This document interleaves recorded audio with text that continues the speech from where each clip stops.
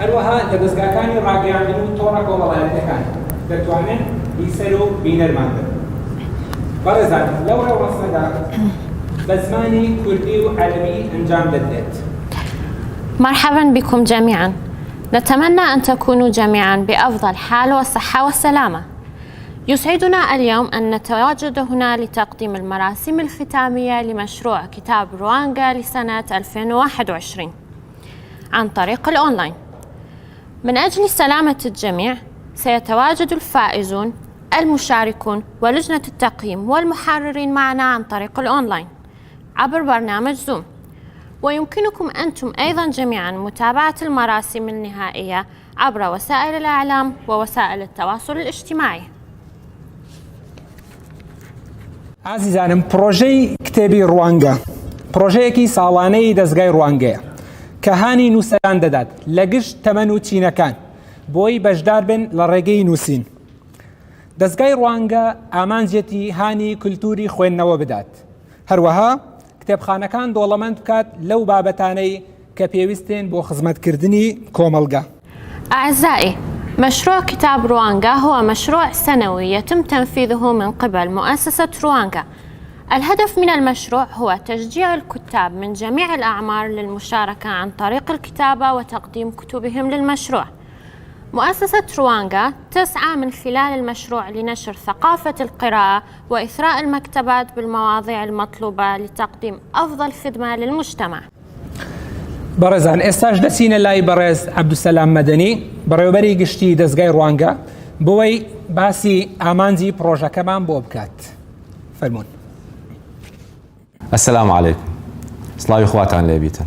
زۆر پێمان خۆش بوو ئەوڕۆ ڕاستەوخۆ لە ناو قاعایەکدا وەکو پلانەکە دانرابوو یەکترمان ببینی بواە، بەڵام پەتای کۆڕۆنەوا لە هات ئێمە بردی ئاقارێکی تر. ئومێدەوار بووین کە 2021 ساڵی خۆحافیزیکردن بواە لە پەتای کۆڕۆنا، بەڵام بەداخەوە تا ئێستا دیارە وەزاکە هێشتا ماوە و پێکەوە بتوانین كورونا ببزينين.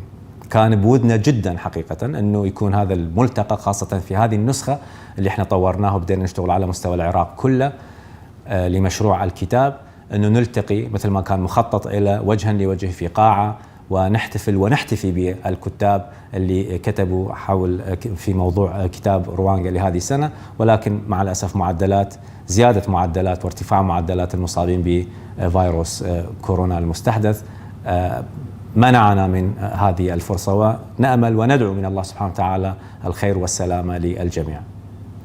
الإنسان منذ أن وجد هو كائن اجتماعي يتواصل مع من حوله بطرق متعددة، بلغة الإشارة، بالكتابة، بالصور وبالصوت أيضا. ومن المفارقات أن هذه المنطقة التي نعيش فيها الشرق الأوسط وشمال أفريقيا تحديدا في وادي الرافدين ووادي النيل، هؤلاء من عاشوا هنا هم من اخترع الكتابة المسمارية والهيروغليفية، ولكن يبدو أنه تلك أمة قد خلت، فالزمن قد دار دورته وأصبح الواقع في مستوى ليس هو المستوى المطموح له. فوفق الإحصائيات أن كل 80 مواطن يعيش في الشرق الأوسط وشمال أفريقيا يقرؤون في السنة كتابا واحدا فقط، أما المواطن الأوروبي فيقرأ في السنة الواحدة 35 كتاب. معدل العناوين الجديدة التي تنشر في كل سنة في الشرق الأوسط وشمال أفريقيا هو 5000، أما في أمريكا وحدها 300,000 عنوان في السنة. هذه مؤشرات مع مؤشرات أخرى، منها معارض الكتب بشكل عام في المنطقة يقولون هناك 3 عناوين مجالات أساسية يتابعها زوار معارض الكتب. بالدرجة الأولى الكتب الدينية، ومن ثم كتب الطبخ، وثالثا كتب الأبراج. وهذا يعطيك انطباع على نوعية التفكير الموجود في المنطقة بسلبياته وإيجابياته. مبادرتنا هذا المشروع، مشروع كتاب روانغا، الغاية الأساسية منه هو أنه نحاول ننتج فكر كتاب يكتبون حول الواقع وينتجون فكر، لأن الحضارة هي عبارة عن إنتاج فكر، إنتاج ثقافة، بالإضافة إلى إنتاج تقانة ومدنية وتكنولوجيا. والأصل والمبدأ هو أن نكون أصحاب فكر وثقافة، وعلى أساس تبنى الهوية التقنية والهوية التكنولوجية.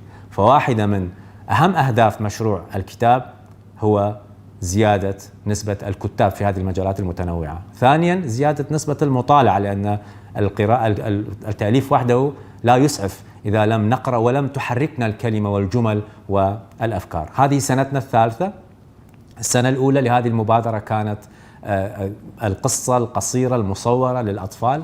في السنة الثانية كانت مشاكل وحلول في عند الشباب، مشاكل يعاني منها الشباب والحلول. وهذه السنة الثالثة بامتيازين: واحد الحوار حول المجال التربوي اللي واحد من اهتمامات روانغا الأساسية، مشاكل وحلول في المجال التربوي، واثنين المشروع يسير بشكل متوازي على مستويين: كتاب باللغة الكردية حول نفس الموضوع، وكتاب وباحثين باللغة العربية حول نفس الموضوع. والحمد لله تم طباعة 4 عناوين، عنوان مع مضامين باللغة الكردية، وعنوان مع مضامين باللغة العربية، من كل كتاب 1000 نسخة. نأمل أنه نشارك مع كثير من اللي موجودين في هذا الميدان حتى يطورون هذا البلد، إنتاج للفكر وإيجاد حلول للمشاكل اللي نعاني منها، والمتفائلون هم فقط من يصنعون التاريخ. شكرا لكم.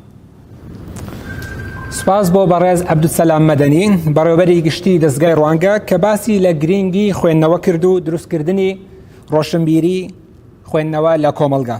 هەروەها باسی لە مێژووی پرۆژەکە کرد. وەک ئاماژەی پێکرد، پرۆژەکە لە ساڵی 2019 دەستی پێکردووە.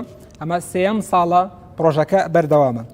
لە ساڵی 2019 پرۆژەکە 6 کورتە چیرۆکی پەروەردەیی بۆ منداڵان چاپ کرد. لە ساڵی 2020 4 پەرتووکی تایبەت بەلاوان چاپکران. ئەم ساڵیش لە ساڵی 2021 4 کتێبی پەیوەست بە پرۆسەی پەروەردەیی بە تیراژی 4000 دانە چاپکران. بەڕێزان، میوانێکی دیکەمان لەگەڵدایە، ئەویش بەڕێز دکتۆر سالار عوسمان، بریکاری وەزارەتی ڕۆشنبیری هەرێمی کوردستان، لە ڕێگەی و شاشەیەوە لەگەڵمان دەبێ. با بەیەکەوە گوێ بیستی بین. پرۆژەی ساڵانەی کتێبی ڕوانگە گرینگە. لەبەرچی لەبەرەوەی ئەم پرۆژەیە لە وڵاتێک بەڕێوە دەچێت کە کتێب بۆ خۆی خوێندنەوە، کتێب و خوێندنەوە و پرۆسەی خوێنەر، کتێب و خوێنەر، کتێب و خانەوادەکان، کتێب و تێگەیشتن لە بواری معریفەی کتێب لە ئاستێکی زۆر خراپدایە. بۆی ئەم ئاستە خراپە بەرەو ئاستانەیەکی باشتر ببین، بۆی ئەم کەم و کورتیە کللتوریە چارەسەر بکەین، بۆی کتێب ئاشناکەینەوە لەگەڵ ماڵبات، خانەوادە، تاکەکان، گروپەکان. دەبێت دەستخۆشی لە دەستگای ڕوانگە بکەین کە ساڵانە لە بوارێک لە بوارەکان، لە کایەیەک لە کایەکان پێشبڕچێ دەکا، پانتایی پێشبڕچێ بۆ قەڵەم و بواری کتێب دەڕەخسێنێ.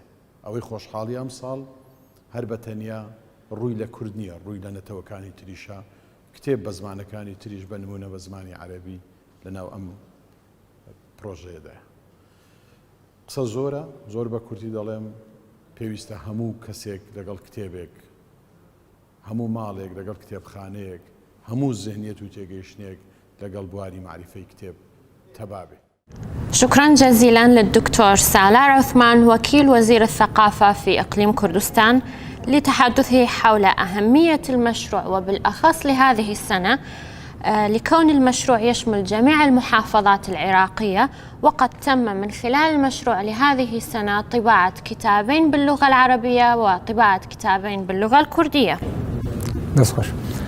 بەڕێزان، ئێستا کاتی هاتووە هەمومان بەیەکەوە کورتە ڤیدیۆیەک ببینین دەربارەی پوختەی پرۆژەکە بۆ ساڵی 2021 کە تێیدا لیژنەی دادوەری قسە دەکەن و باسی ئەو پێوەرانە دەکەن کە چۆن پرۆژەکان و کتێبەکان هەڵبژێردراون.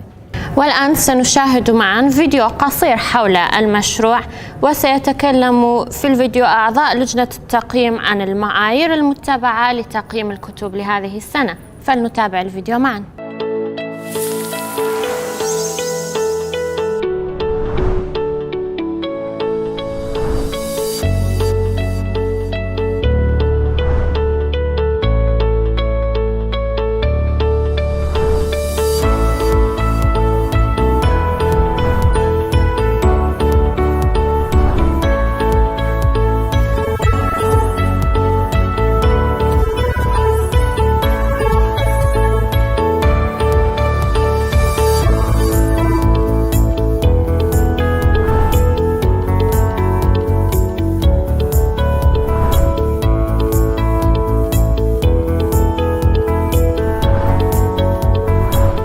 بریتانی ده پیور بون شوان پیورید گل اکید گرنگ و پیتویا ناوی پرتوکید گل ناوارو کاوی گنجای بند گل اکودو هر وسا کا دارشتناوی بو وی بابتی آست زمانی یه اوی پرتوکی کا آلی زمانی و کا اف پرتوکی چوانیه كادي شما فال في كتابي حبيت اف كتابه دشيت اضافه كي نوعي عن جديد شيكه المجال نظرك بكتابي اف كتابه دي ممكنه انا استفاده قلبيتها كرن بو مجتمعي وبو خلقك بشكل عام براستي هنگاوي زور گەورە بوو ئەوە بەتایبەتی لە بۆ گەنجان بگەڕێنەوە سەر ئەوەی کە بڵێن باشترین هاوڕێی تاک کتێبە بێگومان ئەف پەرتۆکێت مە پلێتیت ئێکێمە داناین دێ بۆشاییەکە گەلک یا مازن دێ پڕکەن نەخواستمە یا vê carê بابەتی پەروەردی و فێرکردنی بوو پرۆژەیەکە وەی لێ کرد کە گەنجەکانمان دووبارە بگەڕێنەوە ناو پەرتوخانەکان دووبارە خۆیان لە ناو ئەو کتێبانە ببینەوە وای لە گەنجەکانمان کرد کە هاندەربی لە بۆیان بۆ ئەوەی بەشدار بن لەم پرۆژانەوە بۆ ئەوەی بە بەردەوام بن لەسەر ئەو پرۆژانە.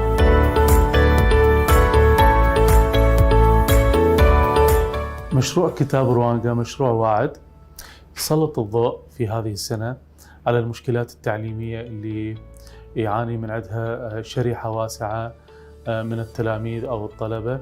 أجرينا تقييما موضوعيا للمصادر والكتب التي خضعت للتقييم، وكانت هذه الكتب متفاوتة في مستوى أدائها.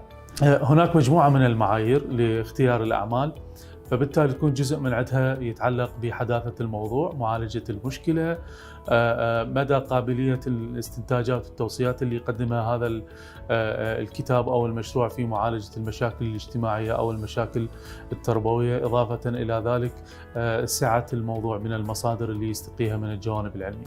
مشروع كتاب روانغا مشروع مثمر وذو جدوى ونفع عام لكل المجتمع، لأن التعليم هو أساس المجتمع، لأنه يتعلق ببناء الإنسان.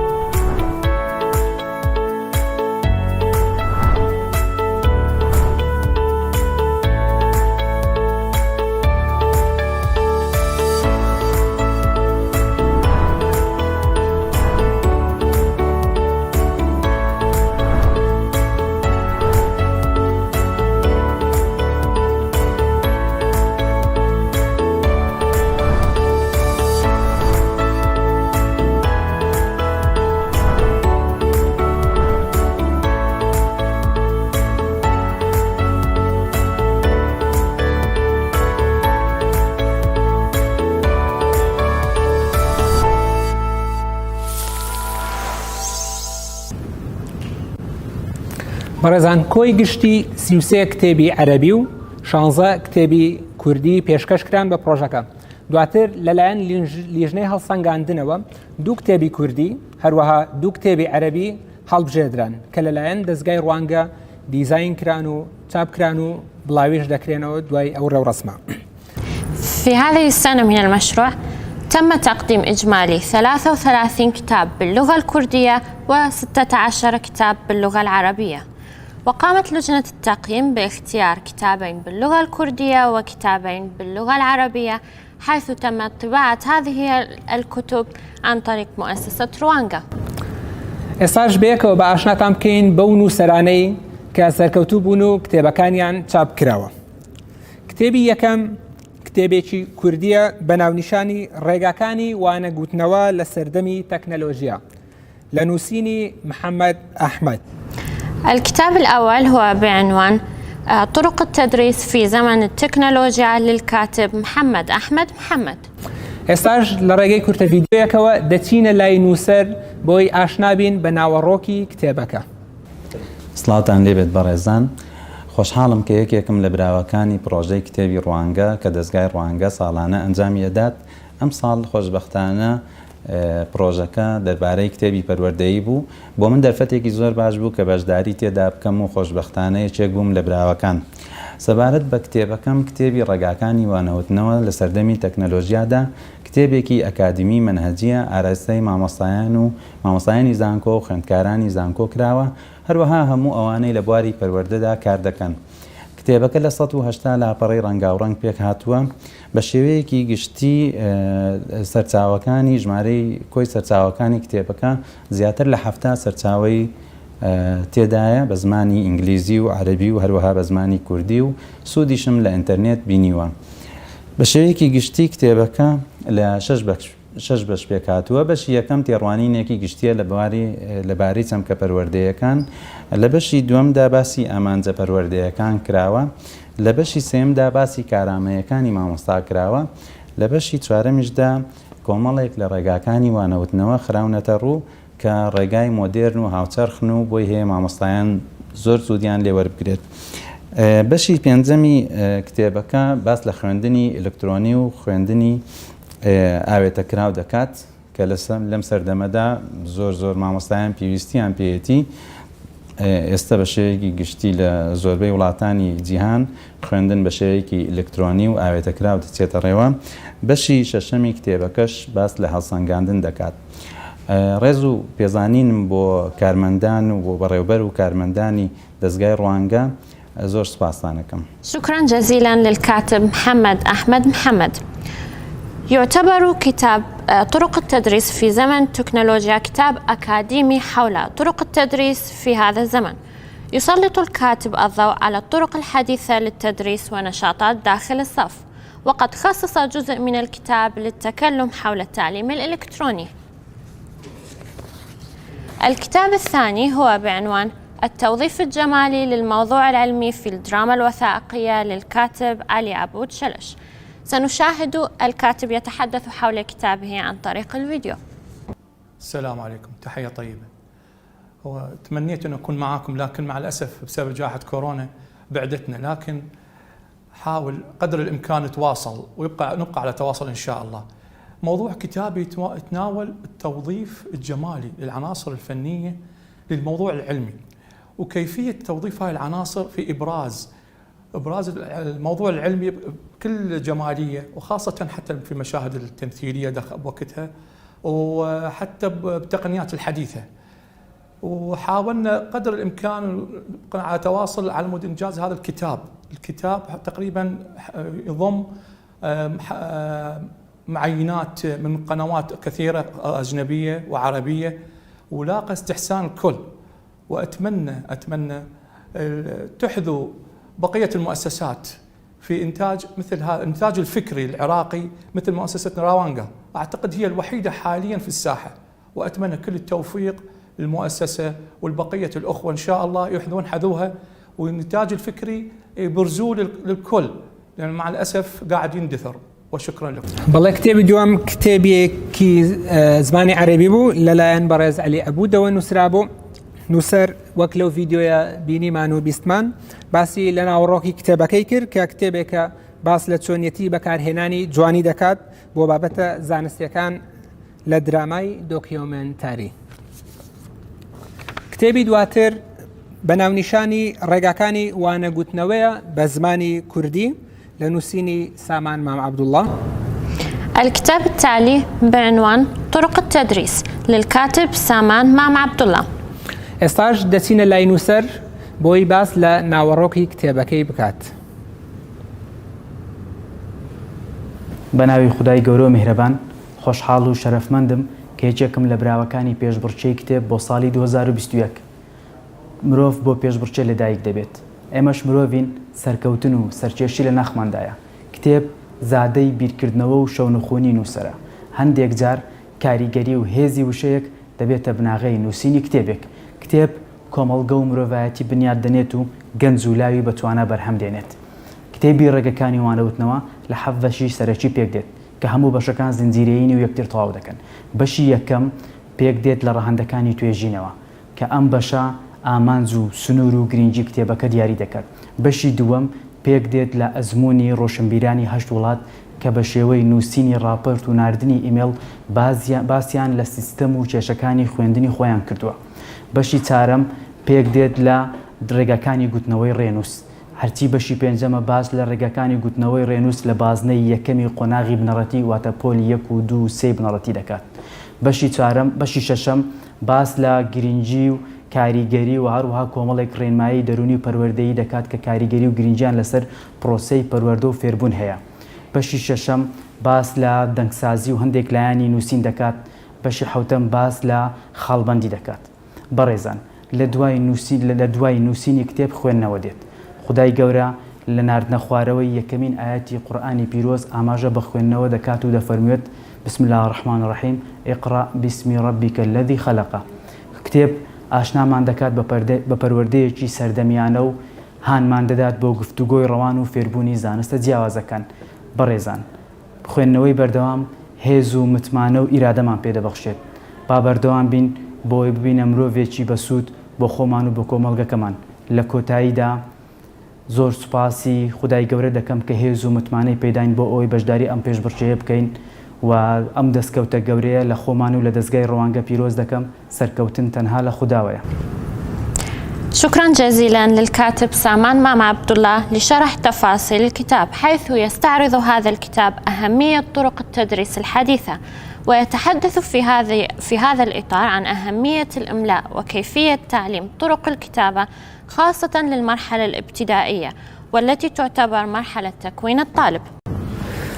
بەڕێزان ئێستاش دەچینە لای نووسەرانی کۆتا پەرتووک کە بە زمانی عەرەبی نووسراوە لەلایەن بەڕێزان نەجم عەبدوڵڵا وواثق عەبدولکاظم.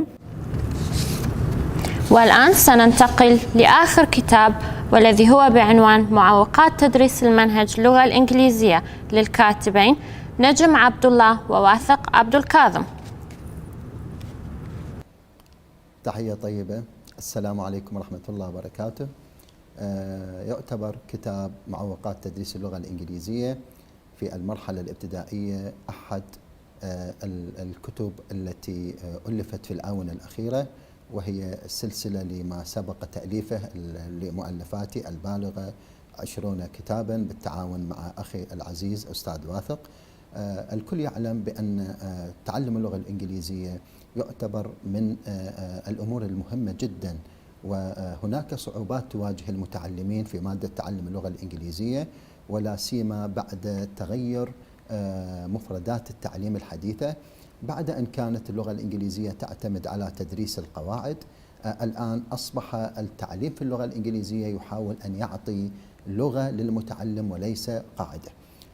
من المعلوم أن هناك مجموعة من المعوقات ومجموعة من الصعوبات. هذه المعوقات حاولنا في هذا الكتاب أن نحصر هذه المعوقات ونبينها.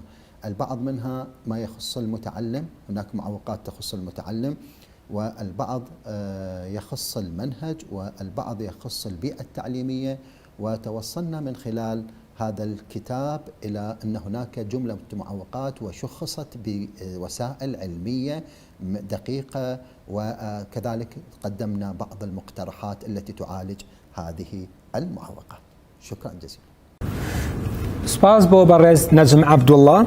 با ئێستاش گوێ لە نووسەری دووەم بگرین، بەڕێز واثق عەبدولکاظم. السلام عليكم ورحمة الله وبركاته. كتابنا يتحدث عن معوقات تدريس منهج اللغة الإنجليزية اللي هو اسمه English for Iraq للمرحلة الابتدائية ومقترحات معالجتها. طبعا الكتاب أخذ صورة البحث العلمي من حيث الشعور بالمشكلة وتحديد المشكلة، ومن ثم إيجاد المعوقات وتبويب المعوقات على شكل محور يخص المعلم، محور يخص التلميذ، محور يخص البيئة الصفية، محور يخص المنهج نفسه، محور يخص طرائق التدريس، وأخيرا محور يخص التقويم. بعدين رحنا إلى عينة أساسية من 302 معلم، أخذنا آرائهم بخصوص هذه المعوقات، عالجنا آرائهم معالجة إحصائية، ومن ثم أخذنا المعوقات الأبرز وبوبناها على شكل محاور، ومن ثم أخذنا العلاجات لهذه المعوقات. كل محور حسب محوره.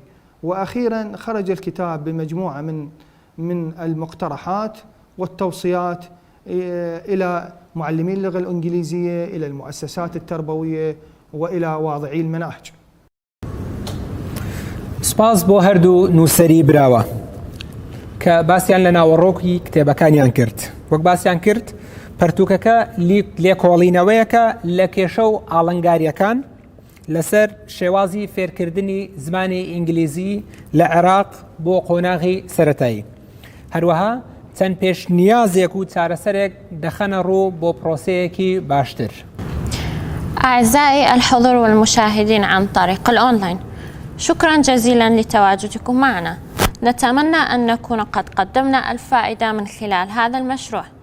المشروع مستمر سنويا، ونتمنى من الكتاب الآخرين المشاركة في السنوات القادمة. شكرا مرة أخرى للكتاب، الحضور، لجنة التقييم، المحررين، ولكم جميعا لتواجدكم معنا عن طريق الأونلاين، ولجميع أولئك الذين ساهموا في نجاح هذا المشروع. سپاس کە تاوەکو ئێستا لەگەڵمان بوون. هیوادارین لە ڕێگەی ئەم پرۆژەیە سوودمان گەیاند بێت. پرۆژەکە ساڵانە بەردەوامە و هانی گشت نووسەران دەدەین بۆی لە ساڵانی داهاتوو بەردەوام بن و لەگەڵمان پێشکەشی پرۆژەکەی بکەن. بەڕێزان ئەم کتێبانە بێ بەرامبەر بڵاو دەکرێنەوە لە سەرتانسەری هەرێمی کوردستان و عێراق و هەروەها بەشێکی لەو پەرتوکانە دەدرێتەوە نووسەرەکان. دووبارە زۆر سپاس بۆ هەموو لایەک، بۆ نووسەران، سپاس بۆ ئامادەبووان کە لە ڕێگەی ئۆنلاین لەگەڵماندا بوون، سپاس بۆ لیژنەی دادوەری، سپاس بۆ هەڵەچنەکان، سپاس بۆ ئێوەی ئازیز و گشت ئەو لایەنانەی هاوکار بوون لە سەرکەوتنی پرۆژەکە. هەر شاد بن.